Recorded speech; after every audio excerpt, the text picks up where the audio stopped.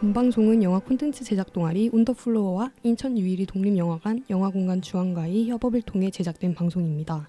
영화공간 주안은 인천광역시 미추홀구에 위치해 있는 인천 유일의 다목적 독립예술영화관으로서 관객분들에게 독특한 예술영화와 뛰어난 작품성을 가진 독립영화들을 소개 및 상영하고 있습니다. 양질의 상영관과 다양한 다목적 시설을 보유 중인 영화공간 주안은 2007년에 설립된 이래로 올해 16주년을 맞이하여 꾸준히 여러 관객분들을 만나 뵙고 있습니다. 단순한 상영을 넘어 영화공간 주안은 영화업계에 종사 중이신 게스트분들의 깊이 있는 영화 이야기를 들을 수 있는 시네토크 행사와 다양한 테마 및 인물들을 주제로 한 영화 특별전 등의 영화와 관련된 다양한 양질의 행사들이 주기적으로 열리고 있는 공간이기도 합니다. 뿐만 아니라 영화공간 주안에서 감명 깊게 본 영화에 대해 자유롭게 읽고 쓸 수 있는 상영장 리뷰존을 운영하는 등 여러 관객 및 영화인들의 열려있는 문화적 소통 창구로서 역할하기도 합니다. 저희 온더플로어와 영화공간 주안과의 협업의 일환으로 매달 첫째 주마다 팟빵, 인스타그램, 블로그를 통해 영화공간 주안과 관련된 다양한 콘텐츠가 업로드될 예정입니다. 오늘 방송도 재밌게 들어주시고 영화공간 주안에도 많은 관심 부탁드립니다. 안녕하세요. 영화 콘텐츠 제작 크루 온더플로어가 진행하는 영화 팟캐스트 방송 펀치 브렁크 무비에 오신 여러분 반갑습니다. 저는 이번에 다시 진행을 맡은 피초입니다. 오늘 신작 토파보기 시간에 다루어 볼 영화는요. 가정이 달 5월과 잘 어울리는 영화가 아닐까 싶은데요. 제27회 부산국제영화제에서 관객상을 받으며 영화제의 열기를 더했던 영화죠. 앤소니 심 감독의 라이스 보이 슬립스입니다. 라이스 보이 슬립스는 1990년대 낯선 이국 땅 캐나다로 떠난 싱글맘 소영과 아들 동현의 이야기를 그린 영화로 앤소니 심 감독의 두 번째 영화이자 반자전적인 이야기를 담은 영화입니다. 캐나다 밴쿠버부터 한국의 강원도 양양까지 이어지는 로케이션과 16mm 필름 촬영 등이 놓치지 말아야 할 감상 포인트이기도 합니다. 영화를 본격적으로 알아보기에 앞서 이 영화에 대해 함께 이야기 나눌 오늘의 패널분들 먼저 소개하겠습니다. 간단한 소개와 인사 한마디씩 부탁드려요. 안녕하세요. 주르님과 두 번 연속 방송 함께하게 된 에단입니다. 네, 안녕하세요. 저는 주르입니다. 안녕하세요. 상어입니다. 와.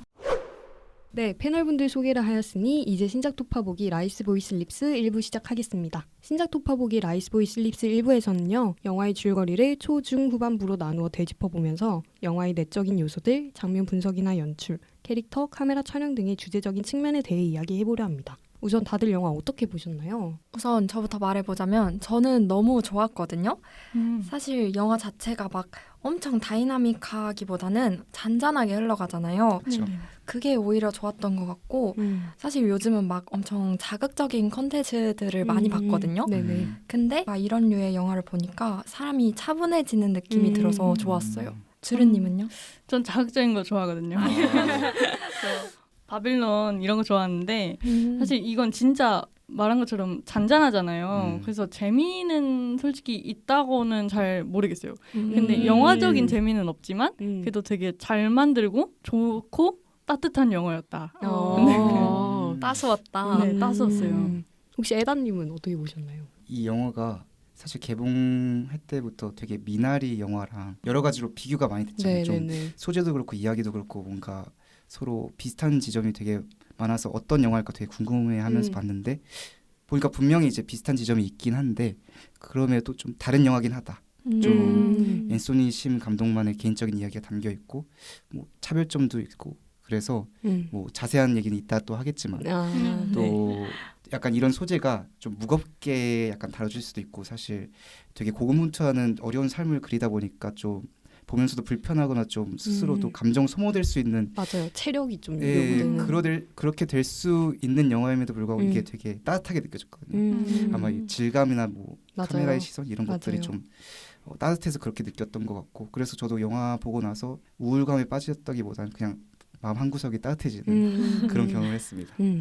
저도 거의 약간 보고 난 다음에 좀 포근하다는 생각이 많이 들었는데 일단 제가 개인적으로 좀 가족 영화를 별로 좋아하는 편이 아니라 가지고 좀 보기 전에 걱정이 좀 있었어요. 근데 이제 막상 보니까 생각보다 약간 관전 포인트라고 해야 되나? 볼거리가 좀 많은 영화라서 되게 잘 좋게 보고 온 것 같습니다. 네, 패널분들 모두 영화를 다양하게 감상하신 것 같은데요.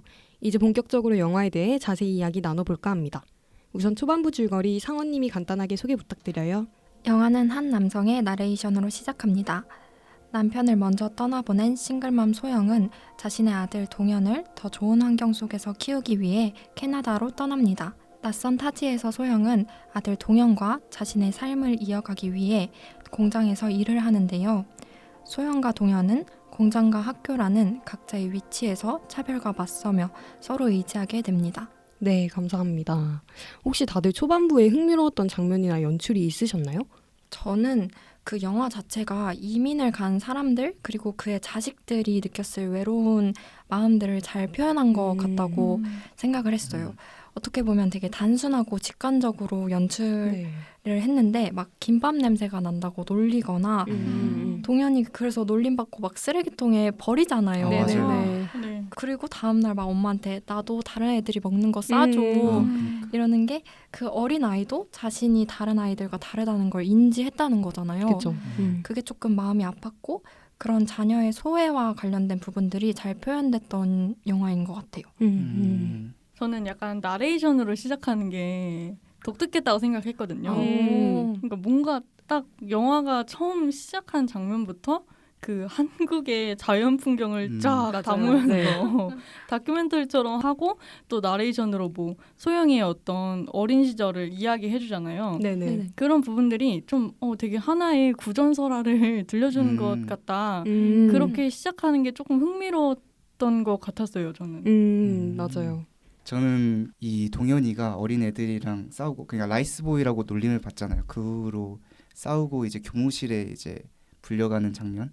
거기에서 그 소영이와 동현이와 그리고 앞에 어떤 선생님과 있는 그 장면이 좀 기억에 많이 남았어요. 일단은 왜 다른 애들은 처벌받지 않고 동현이만 이렇게 혼날만 하는 거냐, 뭐 가만히 당하고만 있어야 되냐, 막 이렇게 얘기하는데 그게 연기도 일단 되게 인상적이었던 것 같고 사실 그 사무실 같은 것도 되게 좁아가지고 되게 갑갑하게 느껴지고 계속 패닉만 하면서 이렇게 왔다 갔다 하더라고요. 그래서 맞아요. 그게 더 갑갑하게 느껴졌고 사실 이 영화를 보면서 이 소영 역할을 맡은 배우 연기가 너무 인상적이었는데 이 부분이 이제 제가 뽑은 탑3 중에 하나입니다. 그런 만큼 영어 발음 되게 어눌함에도 불구하고 맞아요. 자신의 억울함을 이렇게 드러내는 게 되게 호소력이 있었다. 맞아요. 이렇게 느끼고 근데 한편으로는 또 그 선생님의 말도 좀 일리가 있었던 것 같은 게 그러니까 그렇다고 애들에게 폭력을 이렇게 가르칠 수는 없지 않냐. 그 동현이 사실 이렇게 때린 게 그 엄마가 막 누구 괴롭히면 두유노 태권도 하면서 막 때리라 그러잖아요. 그렇죠. 그래서 그렇게 말대로 했는데 사실은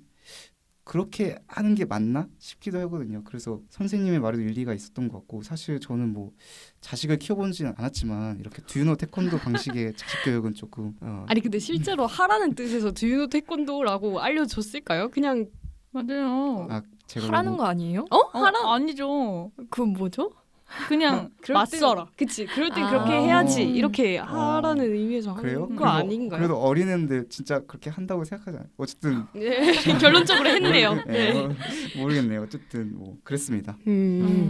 저는 일단 우선 화면비가 되게 눈에 띄잖아요. 시작하자마자. 그래서 딱 보기에 약간 저희한테 익숙하지는 않은 화면비다 보니까 조금 답답한 느낌이 일단 가지고 가는데 근데 이제 초반부에 이제 영화 배경이 1990년대라고 얘기를 하잖아요. 그래서 그런 시대적 배경을 생각해 봤을 때 뭐 딱히 이해가 안 가는 연출은 아니었다. 그리고 나중에 이제 갈수록 화면비 바뀌는 그런 연출들 통해서 이유 있는 그런 설정이었구나 하는 생각이 좀 많이 들었던 것 같아요. 네, 다음으로 이제 영화 초반부에 소영이 삶과 관련한 내레이션 아까 말이 나왔잖아요. 그래서 이 부분에 대해서도 좀 더 짚고 가보면 좋을 것 같아요. 혹시 이 내레이션에 대해서 어떻게 생각하셨나요? 저는 그 시작 부분에 인물이 아예 안 나오고 목소리로만 진행되다 보니까 되게 놓치지 않으려고 더 주의 깊게 들었거든요. 그러면서 더 몰입하게 됐었어서 뭔가 관객을 확 끌어들이려고 그렇게 연출한 건 아닐까라는 생각을 했어요. 확실히 그렇게 내레이션을 시작하니까 좀 이야기 이제 몰입하는 거에 도움이 됐던 것 같은데 이 목소리가 근데 누구 목소리인지는 제가 기억이 잘 안 나는데 동현의 목소리인지 아니면 이게 앤소니 심의 목소리인지 제가 아까 이 부분에 대해서 막 설화 같다라고 얘기를 했잖아요. 네네. 그래서 제가 막 찾아봤어요. 이게 내가 생각한 연출이 감독의 연출과 맞는가를 막 비교해봤단 말이에요. 그런데 그 동현이네 아빠래요. 맞아요. 진짜요? 저도 인터뷰 찾아보다가 그럼 아버지가 이런 일이 있었다 이렇게 말해주는 거예요? 네, 아버지가 이야기를 시작한 거고 그래서 뒤에 뭐 또 카메라 연출에 대해서 얘기를 할 거지만 뒤에 어떤 그런 카메라의 시선들이 아버지의 시선이라고 생각을 했다고 하더라고요. 그러면 저 세상에서 지켜보고 있었던 그쵸. 거네요. 약간 이렇게. 고인이 항상 그들의 삶 속에 함께 하고 있다. 이 약간 이런 와우. 느낌으로 조금 이야기를 열고 또 카메라 무빙도 그렇게 이어지지 않았나. 저 지금 눈에서 눈물이 나는 것 같은데요. 너무 슬픈데요? 너무 네. 또 말라 있는데요. 그 다음으로 이제 소영 캐릭터에 대해 얘기해봐도 좋을 것 같아요. 소영 캐릭터 어떻게 생각하세요? 제가 소영 캐릭터가 되게 인상적이어서 저도 조금 찾아봤거든요. 근데 그 감독 인터뷰에서 본 건데 미디어에서 동양인 여성 캐릭터가 소극적으로 묘사되는 경향이 많은데 감독 본인이 아는 동양인 여성은 그렇지 않았다고 해요. 되게 굳세고 강하고 유머 감각 있는 분들이 많았는데 네네. 그걸 표현하고 싶어서 소영을 되게 강하고 생활력 있는 인물로 설정했다고 합니다. 좋은 것 같아요. 저도 약간 미드나 그 외국 영화 같은 거 보면 동양인들이 약간 되게 소극적이고 맞아요. 되게 모범생 이미지로 많이 나온단 말이에요. 맞아요. 그죠. 그래서 되게 이렇게 다른 동양인 여성을 보여줬다는 게 좋은 것 같고 그래서 이런 부분에서 저는 그 파친코의 순자 맞나요? 네. 천자. 맞아요. 죄송합니다. 와 순간 뇌정지 와가지고. 파친코의 선자 캐릭터가 많이 생각이 났었어요. 그래서 그 친구도 되게 굳세고 엄청 강력한 여성이잖아요. 네네. 네, 그래서 그런 캐릭터도 많이 떠올랐고 되게 그래서 좋았던 것 같아요. 네, 다음으로 이제 촬영적인 측면에 대해서도 말해볼 수 있을 것 같은데 기억에 남는 촬영적인 측면이 있었나요? 저는 일단은 이 초반 부분 그 캐나다에 있는 부분들은 카메라가 되게 활동적이고 움직임이 많다고 느꼈는데 막 방을 헤집고 들어가는 듯한 식으로 카메라가 움직임을 가져가는 롱테이크 같은 것도 있었던 것 같고 패닝 이런 것도 엄청 많고 맞아요. 뭐 인물들이 대화할 때 좀 카메라가 계속 다가가는 듯한 그런 트래깅 샷이나 뭐 기울어서 약간 더치앵글로 따라가는 거고 되게 그냥 전체적으로 카메라가 역동적이었고 뭔가 살아있다 막 이런 느낌이 들었는데 아까 말씀하신 이제 이 카메라의 시선이 죽은 아버지의 시선이라는 그런 해석을 듣고 나니까 아 그래서 이렇게 역동적으로 했구나 이렇게 같이 그 자리에 있는 것처럼 살아있는 것처럼 했구나 이런 생각을 했던 것 같아요. 저도 이제 살아있는 인물이라고는 생각을 못했는데 그냥 되게 카메라 자체가 되게 유영하는 느낌이 많이 났다고 생각을 했어요. 애초에 롱테이크가 많기도 하고 그리고 약간 집안 상황을 이제 제시할 때도 방이랑 방이 이렇게 있으면 그 안에 사이에 집안 복도를 이제 롱테이크로 되게 유영하듯이 쭉쭉 가지고 가잖아요. 그래서 이 약간 호흡 자체도 엄청 길고 그 워킹 자체가 좀 음악이랑 같이 깔리니까 음악도 되게 막 홀리하잖아요. 그렇죠. 그런 음악이랑 함께 깔리니까 되게 서정적이기도 하고 되게 좋게 봤던 것 같아요. 그거 감독님이 이렇게 찍으시면서 되게 힘들었을 것 같지 않아요? 그럴 수 있을 것 같아요. 역동적으로.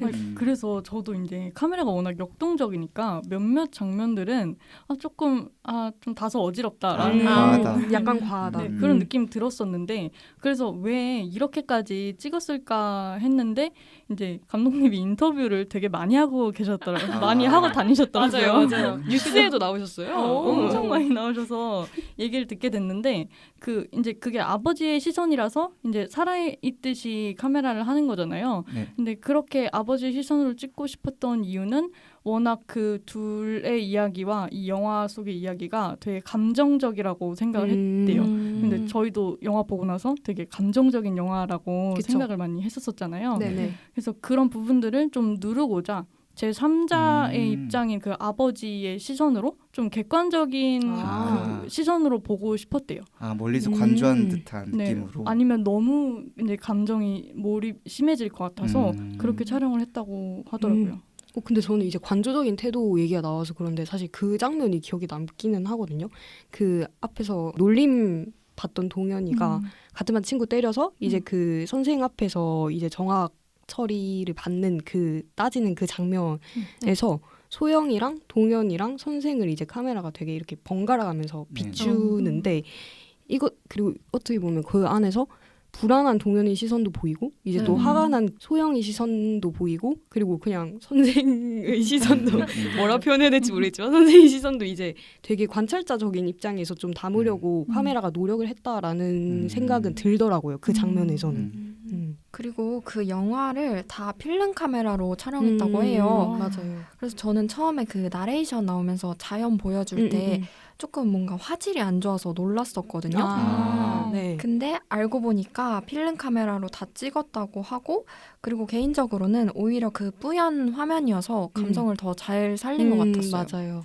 영화 분위기랑 되게 잘 어울리는 것 같기도 하고 좀 미학적으로 예쁘다는 생각도 들고 맞아요. 왜 영화 포스터에 나오는 그 동화책 읽어주는 장면 같은 그것도 되게 더 그냥 따뜻하고 포근하다는 생각이 많이 들었던 것 같아요. 맞아요. 카메라 질감이랑 더해져서. 맞아요. 어떤 컷들은 막 폴라로이드 사진 같다 맞아요, 이런 느낌도 맞아요. 들고 맞아요. 되게 질감이 그러니까 진짜 이게 추억하는 것 같다 같이 그런 맞아요, 느낌이 맞아요. 좀 든 것 같아요. 네, 지금까지 라이스 보이 슬립스의 초반부에 대해 다양한 이야기를 나누어 보았는데요. 다음으로 중반부 줄거리 살펴보겠습니다. 에다님 소개 부탁드려요. 중반부 줄거리는 청소년기에 접어든 동현이 염색을 하고 컬러 렌즈를 착용하는 장면으로 시작합니다. 학교에서 자신과 닮은 존재를 찾을 수 없었던 동현은 그들과 닮아가기 위해 노력하고 아버지의 이야기를 해주지 않으며 자신과 다른 사고를 가진 소영에게 거칠게 반항하는 모습을 보입니다. 한편 몸이 안 좋아 병원을 찾은 소영은 암 진단을 받게 됩니다. 그런 상황 속에서 소영에게 사이먼이라는 인물이 찾아오고 소영은 사이먼과 함께할 것을 고민하게 됩니다. 네, 감사합니다. 중반부에는 서사가 급격히 진행되면서 굵직한 사건들이 여러 등장하게 되잖아요. 기억에 남는 연출이나 장면이 있으셨나요? 저는 사실 중반부에서 가장 큰 사건이었던 그 소영이 암 진단 받을 때 그쵸. 진짜 그게 마음 아팠어. 너무 슬프잖아요. 그게 처음에 의사가 돌려서 이젠 방법이 없다. 삶을 영위하기 어렵다. 추가 치료법이 없다 이랬는데 소영이 계속 못 알아들으니까 당신은 이제 죽어요. 이렇게 직관적으로 말하잖아요. 그쵸. 그게 진짜 시한부 선고를 받는 느낌이라서 되게 안타까웠어요.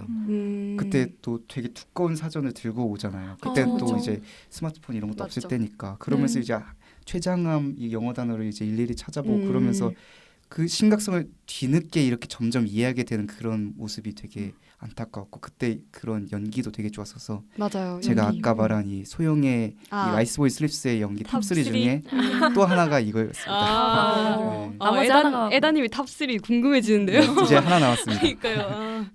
그 저는 이제 그 장면도 당연히 좋았고 말고 그 렌즈 끼는 거울 장면으로 컷이 급격하게 확 전환되면서 청소년기에 접어든 성장한 동현의 모습이 제시가 되잖아요.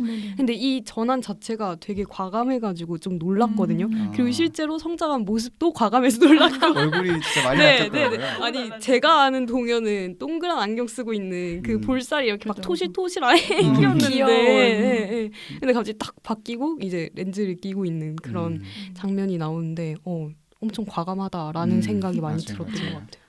저는 그 식사하면서 사이먼 얘기하다가 둘이 막 피 터지게 싸우잖아요. 그쵸. 그 장면이 진짜 좋았는데요. 일단 촬영하면서 그걸 보면서 촬영을 누가 봐도 롱테이크로 촬영을 했는데 그렇죠. 그러면 그 많은 대사를 그 한 씬에 많은 대사를 소화해야 되고 또 감정도 이어가야 되고 그래서 그 부분이 너무 진짜 보여서 배우들의 연기가 너무 빛났던 그 장면인 것 같고요. 특히 최승윤 배우는 이게 이제 첫 장편 데뷔작이라고 했거든요. 네네. 맞아요. 근데 너무 연기를 잘해서 그 맞아요. 장면 저도 탑3 안에 들어가는 장면인 것 같습니다. 근데 저 사실 그거 나머지 탑3 중 하나가 그거였거든요. 그게 뭐야? 그거죠. 너무 빨리 나왔는데 동현한테 처음 자기의 시한부 판정을 알리는 장면 그거죠. 맞아요. 맞죠. 그 부분입니다. 맞아요. 그러면서 그 대사가 나오잖아요. 내가 널 어떻게 키웠는데. 맞아요. 그게 너무 울림이 있더라고요. 맞아요. 그래서 거기서 약간 보이우드도 약간 생각나는데 보이우드도 약간 그 아들이 대학 가기 전에 되게 허망하다. 나는 뭔가 더 있을 줄 알았는데 하면서 엄마가 약간 그런 말을 하는 게 약간 겹쳐서 보이더라고요. 이 장면에서. 전 그러면 에다님 말 이어받아서 저도 원래 이 장면에 대해서 얘기를 하고 싶었는데 이제 둘이 거칠게 싸우는 장면에서 네. 어쨌든 저희는 관객의 입장에서 영화 시작이랑 동시에 동현의 그 성장을 계속 봐왔잖아요. 그렇죠. 그리고 소영의 입장에서 동현을 어떻게 키웠는지도 같이 봐온 입장이잖아요. 네. 그래서 소영이 내가 널 어떻게 키웠는데 하는데 그 대사가 사실 한 번쯤은 들어봤을 만한 대사잖아요. 저희도. 그쵸. 네. 그래서 약간 뜨끔하네요. 그 대사가 이해가 갔어요. 근데 한편으로는 사실 제가 어쨌든 지금은 자식인 입장이라 그런지 네. 동현도 이해가 안 되지는 않았던 게 저는 만약에 그 나이까지 내가 아버지에 대해서 어떻게 뭐 죽었는지 무슨 일을 하시던 사람인지 이런 거에 대한 정보가 하나도 없고 그리고 엄마가 그걸 약간 피하려고 하는 게 눈에 보이면 그 어쨌든 타지 생활을 하고 있고 가뜩이나 좀 외로운 상황인데 그쵸. 의지할 사람이 서로밖에 없는 상황인데 나한테 이런 걸 숨기는 게 되게 답답할 것 같다라는 생각도 좀 들어서 그냥 좀 말해주지. 솔직히 저는 한편으로 그렇게 생각이 들기도 했습니다. 네, 맞아요. 애가 얼마나 고민하면서 물어봤을 그쵸. 거예요. 맞아요. 아니 계속 참았잖아요. 언젠가 말해주겠지 맞아. 하면서. 그 어릴 때 막 심청전이었나요? 음. 동화책 읽을 때도 물어봤는데 다음에 얘기하자 하고 맞아요. 넘겼잖아요. 그때까지 얘기 안 했던 거죠. 이렇게 커할 동안. 그쵸. 그쵸. 그거죠. 네, 그리고 이제 영화에서 소영이 사이먼에게 고려장 이야기를 하잖아요.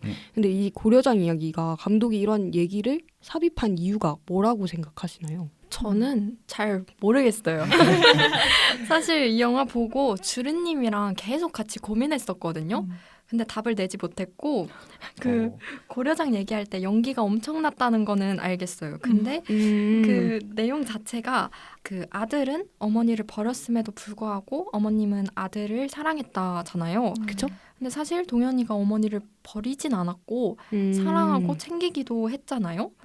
그래서 약간 고려장 내용과는 부합하지 않다고 생각했던 것 같아요. 저는. 저도 보면서 이게 뭐지? 약간 갑자기 왜 이런 얘기를 할까? 또 심지어 교차되는 장면도 그 동현이 파티에 가서 이렇게 약간 두드려 맞는 그런 네. 장면이잖아요. 맞아요. 그래서 왜 이런 이야기를 할까? 진짜 동현이 엄마를 버리지도 않을 건데 생각을 해보니까 약간 그냥 복선 같은 느낌도 있고 맞아요. 뭔가 긴장감을 주려고 하나 관객들한테 이야기상에서 뭔가 진짜 이런 일이 일어나면 어떡하지? 약간 이런 마음이 들게 하는 그런 느낌일까? 약간 생각해봤어요. 근데 저희가 이제 고려장 얘기를 그 영화 보고 난 다음에 좀 저희끼리도 막 하려고 했었잖아요. 네. 근데 저는 이제 말씀해주신 세 분이랑 조금 완전 다른 의견이었던 게 저는 이게 사실 너무 약간 대놓고 하는 얘기 같다라는 생각도 들었고 일단 이 얘기를 관통하는 주제 자체가 그 어쨌든 내리사랑이잖아요. 그쵸. 그러니까 모성애와 관련된 그런 이야기다 보니까 그 결국에는 이게 나중에는 작품 후반부에 연출이랑 약간 이어질 거라고 대놓고 약간 플래그를 심는 거 아닌가 하는 생각도 좀 들었고 그리고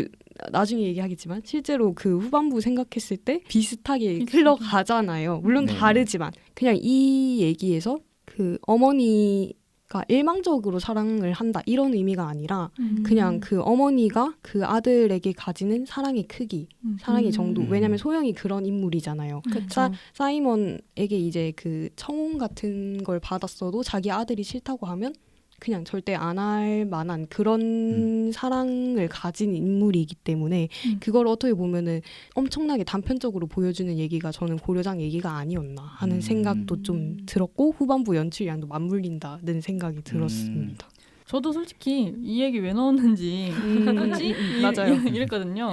근데 그냥 저도 굳이 생각해보자면 그냥 모성애를 표현한 어떤 우화를 들려주는 그런 장면이었다고 생각을 하고 만약 그 모성애를 표현한 것이 맞다면 굳이 그 이야기를 갑자기 그러니까 맞아요. 설화 이야기를 하면서 내 감정이 이래라고 네네네 맞아요. 그게 조금 자기적이지 않나. 네, 그 저는 사실 이런 감상이었어요. 그러니까 저는 모성애로 이해를 했고 그 이제 후반부의 연출이 이렇게 이어질 것 같은데 너무 대놓고 하는 연출이 아니었나 하는 생각이 이제 저는 들기도 했고 그리고 아까 얘기해주신 것 중에 그 소영이 그런 얘기를 하는 한편으로 그 동현은 이제 피 터지게 싸우고 있잖아요. 네. 근데 그걸 이제 교차적으로 보여주잖아요. 네. 근데 그게 결국에는 더 그런 소영의 동현을 향한 마음을 더 엄청 대비시켜서 부각하는 연출이었다고 저는 생각을 네네네. 했거든요. 그러니까 소영은 그렇게 지금 자기가 마음이 있는, 그러니까 같이 있으면 훨씬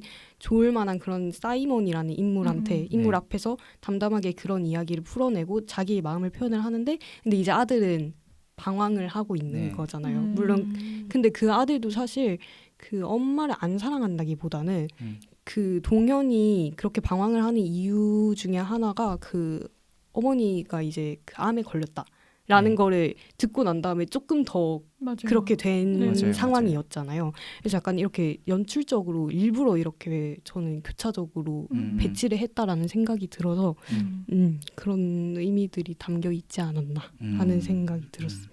아주 다양한 해석들. 네. 네, 그러면 이제 사이먼 얘기가 나온 김에 사이먼이라는 인물에 대해서도 좀 얘기를 해볼 수 있을 것 같아요. 감독 본인이 직접 출연해서 연기를 하기도 했잖아요. 그쵸. 그래서 어떻게 감상하셨는지. 저는 감독인지 모르고 봤다가 나중에 알게 돼서 너무 놀랐고 전 이 캐릭터가 너무 좋았어요. 사실 비현실적으로 다정하잖아요. 한없이 맞아요. 다정한 남자. 맞아요. 그렇죠. 그래서 소영이가 너무 기구하게 살았다 보니까 사이먼이 꼭 옆에 있어줬으면 좋겠다고 생각을 했고 처음 사이먼님을 봤을 때는 그냥 그랬거든요. 네네. 근데 캐릭터가 너무 다정하다 보니까 점점 잘생겨져 보이는 거예요. 그래서 끝에는 사랑에 빠졌던 그랬습니다. 감독님께. 네. 하지만 현실에서는 소영 배우와 그쵸. 근데 저도 사실 그 사이먼 열 캐릭터가 되게 마음에 들었어요. 되게 일단 저도 그 앤소니 심 감독이 출연을 한다는 사실은 알고 봤는데 어떤 배역을 맡았는지는 몰랐어서 과연 누구였을까? 그 막 플래시백에 잠깐 나온 그 약간 돌아가신 아버지였나? 아니면 작은 아버지가 앤소니 심인가? 약간 맞아요. 보통 이렇게까지 크게 막 네. 감독님이 확 출연하실 거라고 생각 맞아요, 못 맞아요, 하니까. 맞아요. 작은 역할이겠니 했는데 알고 보니까 그 엔딩 크레딧을 보니까 사이먼이 맞아요. 앤소니 네. 심이더라고요. 네, 다음으로 이쯤에서 이제 필름 카메라 얘기를 해봐도 좋을 것 같아요. 영화는 계속해서 이제 필름 카메라를 이용하여 촬영을 하잖아요. 이 지점이 이제 어떻게 다가왔는지 또 이에 대한 의도가 무엇이었다고 생각하시는지 얘기해 주시면 좋을 것 같아요. 이게 1990년대의 정서를 되게 잘 담아낸 촬영법이었다고 생각해요. 주인공 소영이 60년대생으로 나올 정도로 맞아요. 60년생 저희 부모님이잖아요. 그쵸. 딱 그 아버지 뻘? 그 정말 조금은 예전 이야기를 말하고 있는데 화질이 너무 선명하면 오히려 몰입이 안 됐을 것 같고 아까 말했듯이 약간은 뿌옇고 색감이 독특한 화면이어서 이 시대상을 더 잘 표현하지 않았나 싶어요.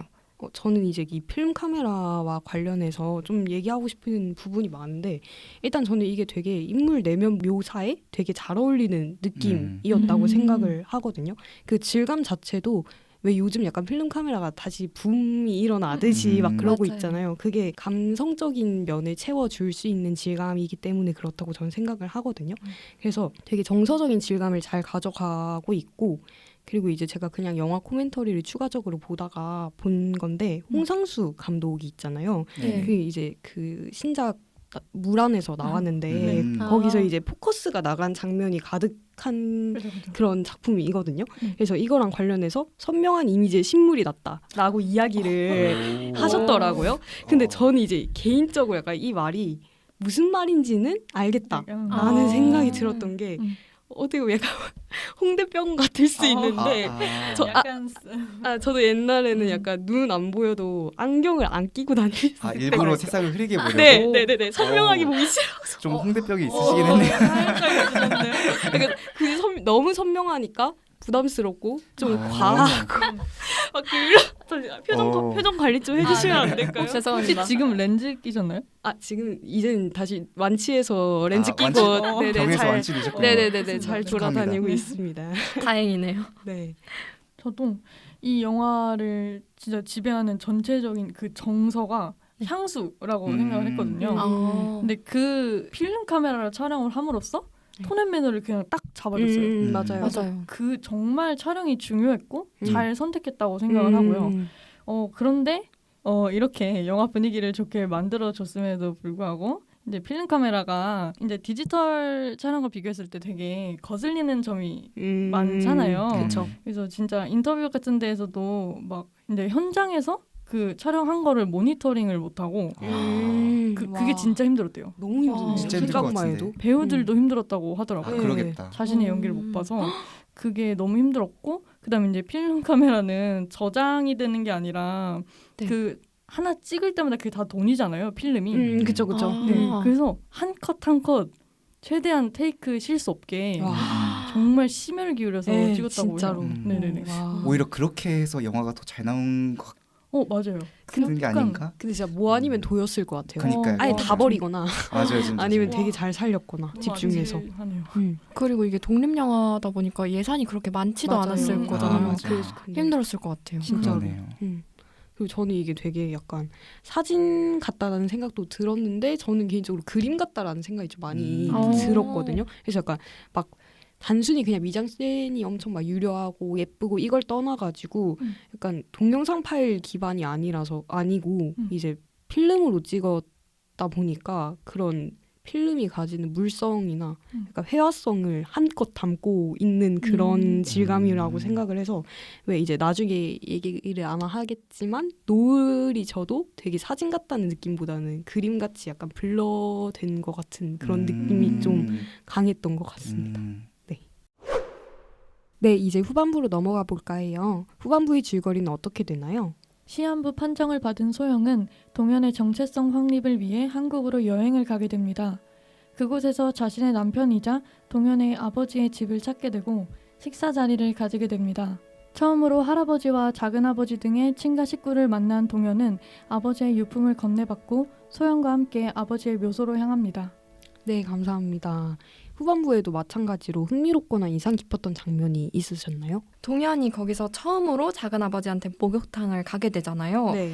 근데 거기 가서 작은아버지한테 거의 등을 뜯기듯이 때를 밀린 게 너무 웃겼고 아, 그래요? 네. 막 작은아버지가 약간 이게 K 목욕이다.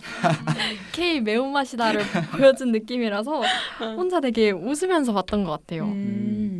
저도 그 장면 사실 되게 웃겼거든요. 아, 사실 때 미는 문화가 한국에만 거의 있는 거다 보니까 그쵸, 아마 그쵸. 이 동현이 난생 처음으로 때 밀림을 당해봤을 텐데 그죠. 근데 하면서 막 작은아버지가 아이고 국수네 하면서 이렇게 밀고 막 나중에 말도 어눌하니까 동현이 막 아파 막 이러고 하는 게 맞아요. 웃겼고 작은아버지는 이제 좀 세게 하라 하면서 시원하다 했는데 막상 이제 등을 보니까 되게 뻘겋더라고요. 보셨네요? 네, 봤는데 아팠을 것 같은데 저렇게 좋다고 하는 것도 그래서 연기를 열심히 하셨구나 이런 생각했습니다. 그리고 그 작은아버지 말투가 되게 독특하지 않았어요? 맞아요. 그 뭔가 어디 사투리인지 모르겠는 막 이렇게 처음에 동현이 삼촌 하니까 삼촌 아니고 작은아버지 이렇게 그 사투리 맞아요? 영화에서 그랬어요. 저 지금 완전 음성 지원됐어요. 갑자기 그쵸? 생각해보니까. 기억나죠? 알겠어요. 네네네. 그렇다니까요. 그럼 몰라줍시다. 독특한 사투리가 너무 웃겼어요. 근데 저는 이제 사투리 얘기가 나와서 말인데 그 술 먹는 장면 있잖아요. 네네. 그 다 같이 모여가지고.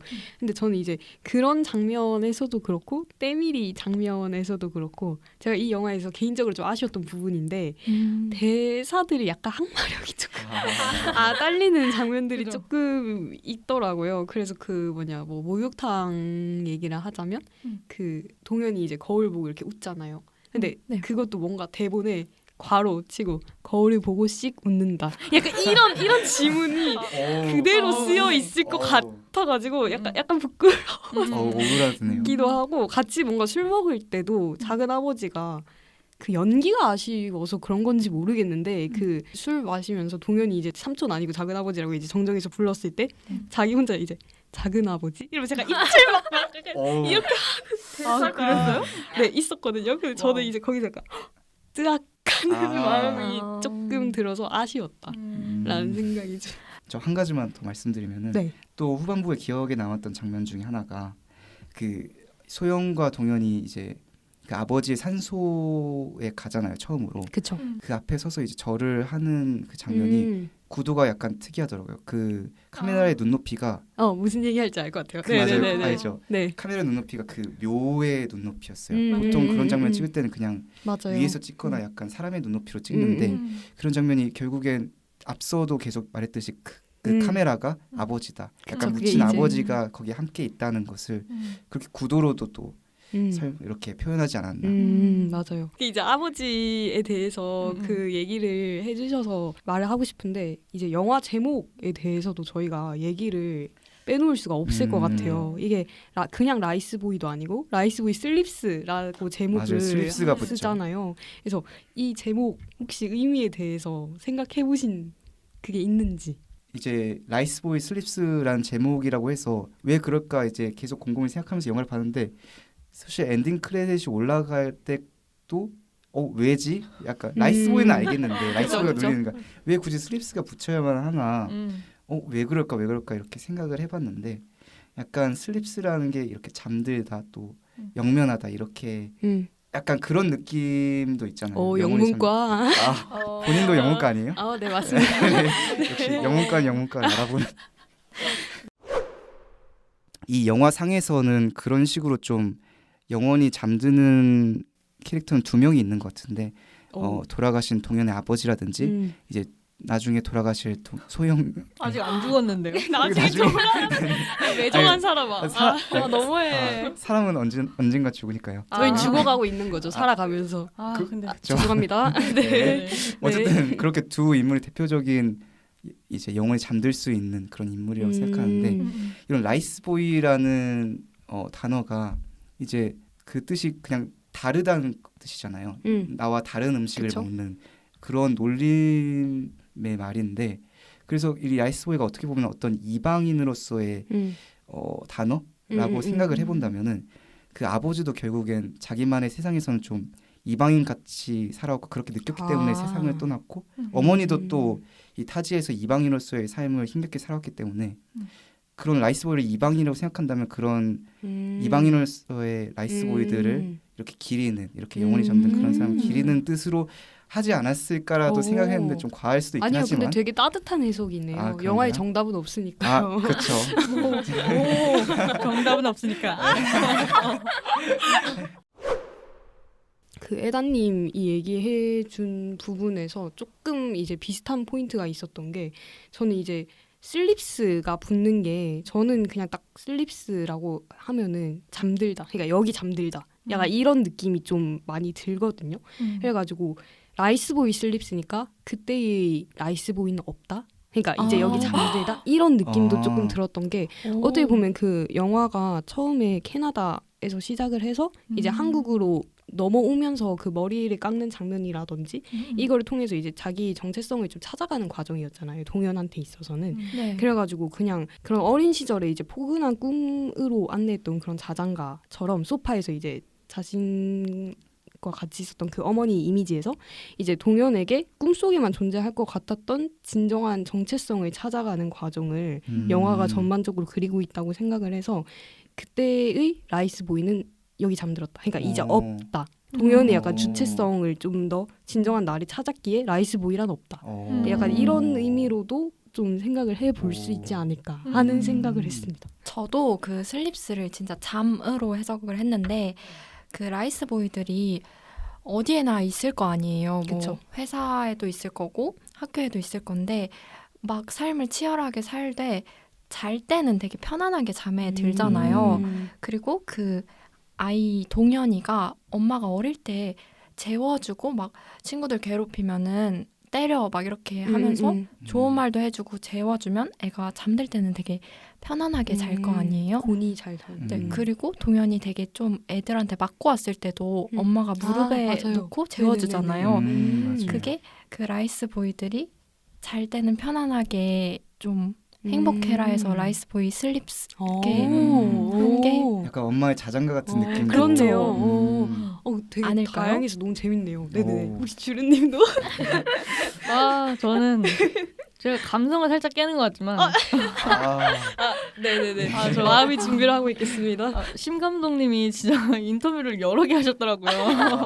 그래서 인터뷰 좋아하시나 봐요. 네, 엄청 좋아하시는 것 같은데 그래서 제가 봤는데 저도 너무 궁금했거든요. 네. 이게 막 슬립스가 왜 붙지? 뭐 이 모든 게 다 꿈인가? 뭐 죽었나? 막 이런 생각을 막 진짜 많이 하다가 인터뷰를 딱 봤는데 그 감독님께서 이거 그냥 제가 시나리오 쓸 때 듣고 있었던 음악의 제목이에요. 아, 잠시만요. 진짜예요? 네, 그렇게 뭐죠? 근데 이제 그거를 그래서 가제로 하고 시나리오를 완성을 했는데 시나리오를 완성하고 나서 보니까 노래 분위기와 되게 잘 어울린다. 이래서 제목을 그렇게 했다고 합니다. 갑자기 너무 창피해지는데요. 그러니까 약간 부끄럽네요. 뭐 삶의 뭐 행복, 뭐 잠 막 이랬는데 아니요. 그래도 아까 얘기했듯이 영화의 정답은 없기 때문에. 정답은 없으니까. 정답은 없으니까. 네, 다음으로 이제 영화의 공간에 대해서도 얘기를 해보면 좋을 것 같아요. 한국으로 공간이 전환되면서 두 공간의 대비가 좀 확실히 제시되는 것 같은데 이 부분에 대해서 어떻게 생각하시나요? 저는 두 가지 공간의 대비가 잘 느껴져서 너무 좋았던 게 캐나다에서는 막 클럽 소리, TV 소리, 막 TV에서 나오는 포르노 소리 이런 게 되게 시끄럽게 들렸다면 한국에서는 오자마자 시골의 새소리, 개구리 소리 이런 자연의 소리가 엄청 나왔잖아요. 그래서 뭔가 시각적으로도 전환을 했지만 청각적으로도 두 공간의 대비를 잘 표현한 것 같았어요. 오, 재밌네요. 그러네요. 네네네. 저는 이 영화 보면서 많이 보였던 지점들이 되게 식사를 하는 장면이 엄청 많이 나오거든요. 그래서 저는 이 음식이라는 게 어떤 인간의 정체성을 보여줄 수 있는 거라고 개인적으로 생각하기도 하고 그걸 영화에서 보여주려고 했던 것 같아요. 그래서 한국에서는 특히 더 중요할 것 그죠? 같아요. 한국에서는 더 중요했던 것 같은데 이제 캐나다에서 이제 그 어떤 샌드위치 먹는 장면 그런 너 완전 백인 같다 이렇게 이야기를 하잖아요. 그러니까 그 음식을 되게 정체성이라고 생각을 하는 것 같거든요. 영화 내에서. 그런데 이제 한국에 와서 좀 인상 깊었던 점이 그 모두 모여서 작은 아버지 댁에서 이제 밥을 다 같이 모여 앉아 먹잖아요. 네. 그게 이제 딱 우리나라에서 말하는 식구라는 표현이잖아요. 그렇죠. 그래서 그 가족이라는 거를 진짜 한국적인 정서로 잘 표현해냈다고 생각하고 이제 그런 음식으로 공간의 대비도 잘 줬다고 생각을 해서 좀 흥미로웠던 것 같아요. 저도 이걸 이제 말씀하시니까 생각났는데 감독님이 인터뷰를 한 게 또 하셨더라고요. 어쨌든. 많이 하셨네요. 많이 하셨네요. 근데 거기서 자기가 시나리오를 쓰면서 왜 이렇게 내가 이 시나리오에 밥 먹는 장면을 많이 넣었지? 그런 거를 생각하다가 어느 날 이제 최수는 배우가 감독님한테 식구라는 말이 무슨 뜻인지 아냐. 그러니까 식구에 대해서 얘기가 나왔는데 최수는 배우가 그렇게 식구가 무슨 뜻이냐고 물어보니까 감독님 식구 그냥 그 가족 아니냐 했는데 식구는 같이 밥을 먹는 사람들이다. 그게 가족이다. 이런 얘기를 하는 순간 그 감독님도 옳다거니 그러면 이것도 밥 먹는 장면 이렇게 많이 넣는 것 이 가족적인 정서 형성하는 거에 딱 맞구나 이렇게 생각하셨대요. 얻어 걸린 거 아닌가요? 약간 그런 느낌 없지 않아 있는 것도. 얻어 걸렸는데요? 네, 그러면 이제 그 두 공간 대비랑 관련해서 화면비 얘기를 빼놓을 수 없을 것 같아요. 이 한국으로 넘어오면서 이제 초반에는 화면비가 갑갑할 정도로 이제 막 1.33대 1의 비율을 가지고 가는데 한국신으로 넘어가면 이제 좀 대중적인 요즘의 화면비를 쓰고 있잖아요. 그렇죠. 혹시 여기 이런 대비는 어떻게 느껴지셨나요? 사실 정말 솔직하게 말하자면 네. 저는 화면비를 인지 못하고 봤어요. 진짜요? 영화에 너무 몰입해서 봤는지 답답함도 잘 못 느꼈고 제가 독립영화관에서 영화를 봤거든요. 그러면 일반 상영관 대형보다는 조금 작잖아요. 그렇죠. 그래서 좀 작군 이 정도만 생각했지 모르고 봤던 것 같아요. 주르님은 아셨나요? 저는 근데 사실 알고 보긴 했어요. 그 화면비가 중요한 영화라고 얘기를 듣고 이제 봤던 네네. 거였는데 진짜 생각보다 그 캐나다 장면이 정말 좁아요. 맞아요. 그래요? 맞아요. 진짜 생각보다 좁아서 좀 갑갑한데라는 감정이 저한테까지 오더라고요. 그런데 이제 딱 한국 넘어오면서 딱 아름다운 풍경 보여주면서 화면비가 넓어지는데 정말 이거를 위해서 이 사람이 일부러 진짜 줏대 있게 이 연출을 고집했구나 그런 생각이 들더라고요.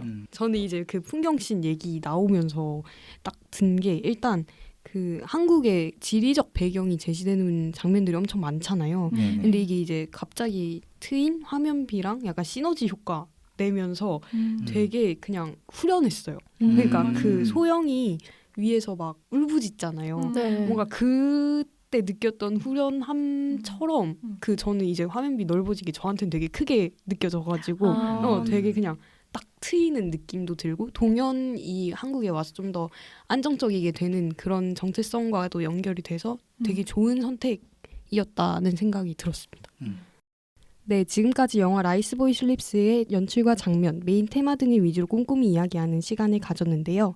이렇게 이야기하다 보니 제가 느끼지 못했던 부분들까지 다양하게 짚어볼 수 있는 시간이 되었던 것 같아 새롭고 좋았습니다. 2부에서는 영화의 외적인 부분들이죠.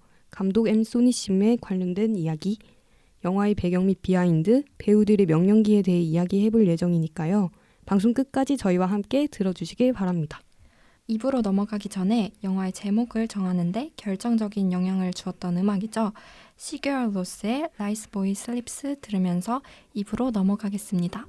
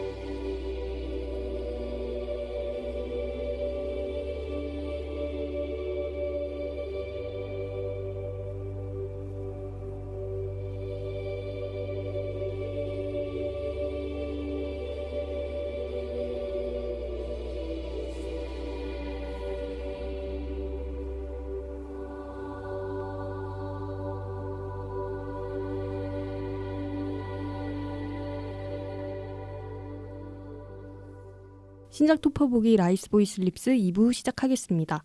우선 감독과 관련한 비하인드 이야기부터 해볼까 하는데요. 다들 흥미로웠던 영화 비하인드가 있으셨나요? 제가 흥미로웠던 거는 사실 이 영화가 상을 굉장히 많이 받았더라고요. 토론토 영화제 2022 최고의 캐나다 영화에 선정되기도 했고 캐나다 감독 조합상, 토론토 비평가 협회 작품상, 전 세계 유수 영화제에서 27관왕을 했다고 해요. 오, 많이 받았다. 많이 진짜 받았죠. 많이 받았네요.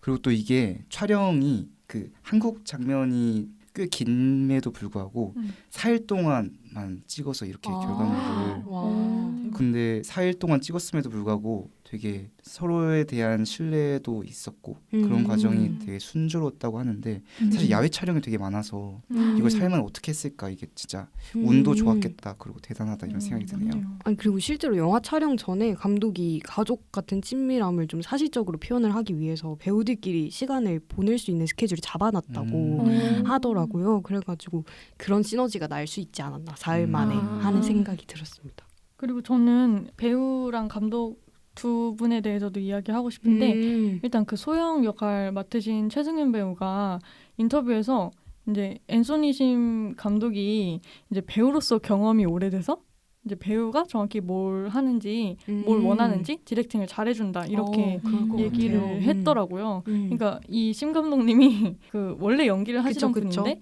연출을 지금 맡은 거잖아요. 그래서 확실히 디렉팅이 좋았을 것 같고 그래서 좋은 분위기에서 만들어진 것 같은 그런 따뜻한 영화예요. 그래서 그런지 그래서 그런지 네, 다양한 비하인드 잘 들었습니다. 앤소니 심 감독님 이야기도 해보면 좋을 것 같은데요. 라이스 보이 슬립스 이전에 앤소니 심 감독님은 어떤 활동을 하셨었나요? 이 감독님이 일단은 영화 퍼시 잭슨과 괴물의 바다, 또 에반젤린 같은 영화에서 또 출연한 배우이기도 하고 또 도터 같은 독립 영화를 통해서 감독으로서 발을 들이고 또 이번에는 자신의 경험을 담아서 이 라이스보이 슬립스를 연출한 배우 겸 감독인데요. 근데 사실 이 감독이 캐나다에서 좀 한인 캐릭터에 좀 오디션을 보기가 되게 어려웠다고 해요. 애초에 그냥 캐나다 영화에서 한국인이 등장한 작품이 많지 않았고 그쵸? 한정적이니까 그래서 이런 상황이 있으니까 이렇게 불평만 할 바에는 그냥 본인이 직접 영화를 만들겠다 이렇게 결심을 해서 또 이 라이스보이 슬립스가 어쩌면 이 영화가 마지막 연출작이 될 수 있으니까 그냥 내가 하고 싶고 잘할 수 있는 이야기를 하자라는 생각에 그래서 그런지 좀 그 감독님의 기억과 취향이 많이 작품에 녹여난 것 같아요. 너무 멋있는 것 같아요. 그러게요. 불평만 할 바에 내가 진짜 만들겠다. 이게 멋있는 것 같아요. 좋은 결과물이 맞물려서 더 멋있는 것 같아요. 그래서 더 아름다운. 네, 이제 간단하게 감독님에 대해서도 얘기를 해봤는데요. 라이스보이 슬립스에서 명연기를 펼친 배우분들의 이야기도 빼놓을 수 없을 것 같아요. 배우분들의 연기 다들 어떻게 보셨나요? 저는 전체적으로 다 좋게 봤고 그 동현의 아영 역할 아이가 너무 연기를 잘하는 거예요. 그리고 막 땡깡 부리는 게 진짜 제가 화가 날 정도로 잘 부렸고 그 한국 마트에 가면 장난감 사달라고 떼쓰는 애들 목소리 있잖아요. 그걸 그대로 하더라고요. 약간 PTSD. 그래서 연기를 진짜 잘한다고 생각했고 생긴 것도 너무 귀엽고 사랑스럽잖아요. 진짜 한국 A처럼 생기지 않았어요? 그래서 네. 동글동글하니 그쵸. 너무 진짜. 매력적인 캐릭터였어요. 그리고 사실 이 영화 자체가 최승윤 배우 발견이다. 맞아요. 약간 그쵸. 그런 말을 해도 과언이 아닌 것 같은 게 이 연기가 너무 압도적이었던 것 같아요. 그리고 사실 이 배우가 원래 연기를 하던 분이 아니고 원래 무용을 했던 분인데 이렇게 어쩐지 몸선이 뭐 그런 느낌이 좀 있기는 있어요. 저만 느꼈구나. 네, 그랬던 걸로. 근데 어쨌든 그래서 그런 일반적인 연기가 아니라 좀 진짜 같은 살아있는 듯한 연기를 좀 보여주지 않았나 그렇게 느꼈습니다. 저는 이제 그 최승윤 배우 얘기가 나와서 말인데 약간 비하인드일 수 있지만 그 감독님이 그런 1세대 느낌을 잘 표현해줄 수 있는 사람이 필요한데 그런 이미지 배우가 약간 흔치 않아서 좀 캐스팅하는데 난항을 겪었다고 해요. 근데 이제 한국 캐스팅 디렉터로부터 이제 최승윤 배우를 추천을 받고 그리고 이제 그 교장한테 항의하는 장면을 연기한 걸 보고 되게 좋은 인상을 받아서 캐스팅을 결정을 했다고 해요. 그래서 약간 영화 경험이 없던 배우라서 고민을 했는데 캐스팅해서 그 결과물도 되게 좋게 나왔다고 저는 생각을 했습니다. 감독님이 안목이 있는 것 같아요. 그쵸. 네, 다음으로 이제 제2 미나리라는 수식어가 붙는 만큼 다른 영화와의 비교도 한번 해보고 싶어지는데요. 다들 이 영화를 보고 떠올리신 영화가 있으실까요? 미나리와 비교해서 말씀해 주셔도 좋습니다. 일단은 이 영화가 미나리라는 영화와의 비교가 좀 필연적인 숙명 같아요. 워낙 비슷한 지점이 많다 보니까 그쵸. 심지어 또 미나리가 전 세계적으로 너무 그쵸. 성공을 하고 이제 그쵸. 각종 상을 많이 휩쓰다 보니까 그리고 사실 이 앤소니 심 감독님이 이 각본을 쓸 때 미나리가 이미 나와버리고 너무 주목을 전 세계적으로 많이 받아버리니까 이거 어쩌냐 이거 그만둬야 되나 약간 진짜 이런 생각을 했대요. 부담이 커가지고 그렇죠. 너무 앞서서 비슷한 내용이 나와버렸으니까 그래서 고민을 했는데 그 미리 그 미나리를 봤던 친구들한테 자신의 시나리오를 보여줬더니 그래도 분명히 다른 지점이 많다. 다른 이야기다 해서 그 용기를 얻고 그래도 꿋꿋하게 계속 써서 완성을 했던 것 같아요. 근데 저 같아도 좀 약간 좌절감이 들고 동력을 약간 잃은 느낌도 있었을 것 같아요. 미나리가 나와버려서. 그래도 미나리가 너무 크게 잘 됐죠. 잘 되다 보니까 부담이 좀 엄청 났을 것 같기는 해요. 그래도 확실히 달랐던 건 미나리는 뭐랄까요 그 다른 낯선 곳에서 정착하고 뿌리 내리는 과정이라면 이 라이스보이 슬립스는 자신의 뿌리를 되찾아가는 약간 이런 거에 차이는 분명히 있는 것 같습니다. 네, 맞아요. 방금 에다님이 말씀해주신 것처럼 미나리랑 다르게 이거는 이제 다시 한국으로 돌아오고 그런 그 비중도 한국 비중도 그렇게 작지 않고 좀 크게 나오잖아요. 근데 저는 이제 이 영화에서 두 번째 공간인 한국에서 다루는 서사의 비중만큼은 아니지만 보면서 저는 개인적으로 제가 좋아하는 드라이브 마이 카도 생각이 나긴 했거든요. 그래서 이제 그 드마카에서도 미사키가 치유 끝에 이제 한국으로 빨간 차를 몰고 다시 오는 그런 장면이 짧게 제시가 되거든요. 근데 저는 그렇죠. 이런 그 엔딩을 되게 좋게 봤었어가지고 뭔가 그 본국이라고 표현해도 될지 모르겠지만 어쨌든 본국으로 다시 회귀하는 그런 장면이 되게 두 영화가 연상이 잘 됐던 것 같습니다. 네. 네, 2부에서는 영화 라이스보이 슬립스의 감독과 배우, 촬영 비하인드, 패널분들이 추천작까지 다양한 이야기를 나누어 보았는데요. 패널분들과 다양한 이야기를 나누다 보니 영화를 좀 더 다각도로 바라보게 된 것 같습니다. 그렇다면 이제 최종적으로 이 영화의 별점을 각자 매겨보도록 하겠습니다. 저희 팟캐스트 별점 방식 아시죠? 별점이 10점 만점에 5점 이하이면 별로라는 의미에서 펀치, 그리고 이 영화의 별점이 6점 이상이면 취할 정도로 좋다는 의미의 드렁크로 구분해서 평점을 매길 겁니다. 그럼 지금까지 나눈 얘기들을 종합해서 영화 라이스보이 슬립스에 대한 본인의 최종 평가와 함께 각자 영화의 별점을 매겨볼까요? 저부터 얘기를 하자면 솔직히 이 영화가 뭐 엄청난 명작이다 이 정도까지는 아니었던 것 같긴 한데 뭔가 이야기나 여러 가지 밀도나 응집력이 막 대단히 높다고 느껴지는 않았어요. 그럼에도 불구하고 영화를 보는 내내 좀 감독님의 진심이 느껴졌다고 할까요?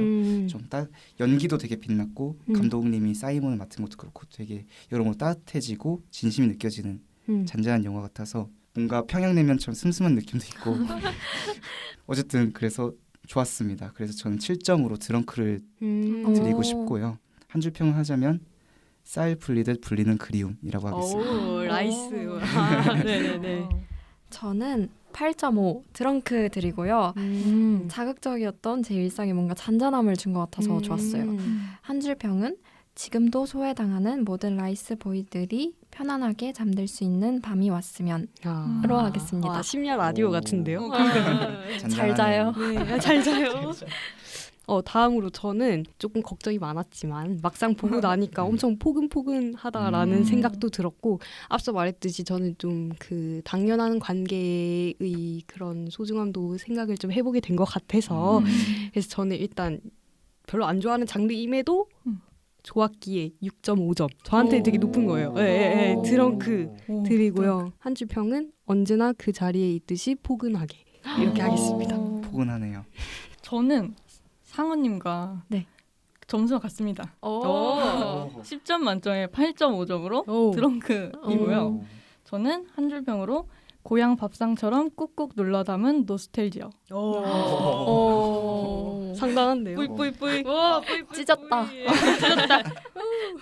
팟캐스트를 마무리하기 전에 한국 극장 개봉과 함께 영화 콜라보 뮤비가 공개되었던 음악이죠. 카더가든의 홈 스위트 홈 들으면서 2부 마무리하겠습니다.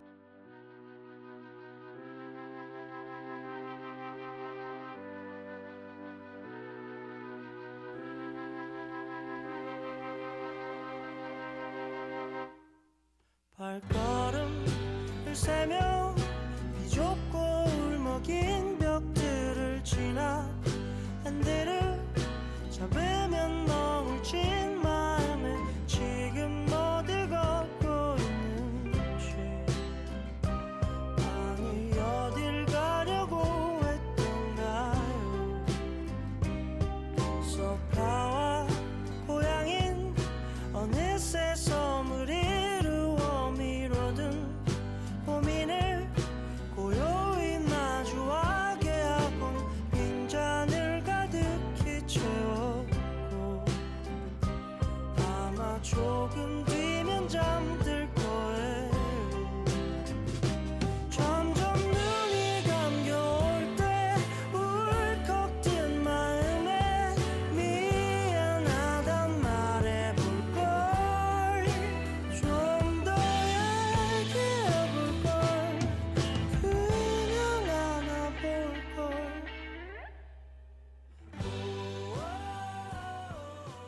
네, 이번 팟캐스트 방송에서는 앤소니 심 감독의 영화 라이스보이 슬립스에 대한 장면 분석과 연출, 비하인드 등에 대해 다양한 이야기를 나누어 보았는데요. 사실 저는 가족 18을 그닥 좋아하지 않는 터라 걱정이 많았는데도 극장에서 본 후 가슴속에 온기를 가득 품게 된 작품이었습니다. 특히 저처럼 본가와 떨어져 타지 생활로 간혹 온전한 내 편이 그리울 때가 있으신 분들께 라이스보이 슬립스 통해서 따뜻한 위안 얻으시길 바란다는 말 전하고 싶습니다. 영화공간 주안에서는 현재 라이스보이 슬립스 외에도 다양한 작품들이 상영되고 있는데요. 매주 화요일 영화공간 주한 컬처 팩토리에서 진행되는 중국 영화 관련 시네마 차이나 인천 행사에서는요. 이번 5월 지첨태양, 나에게 표창장을 줘요 등의 작품을 만나보실 수 있다고 합니다. 이처럼 상영 외에도 영화와 관련된 다양한 양질의 행사들이 진행되고 있으니 영화를 좋아하신다면 꼭 한번 방문해 보시길 추천드립니다. 그럼 지금까지 진행의 피초, 패널의 주르, 상어. 에단이었습니다. 다음 시간에 만나요.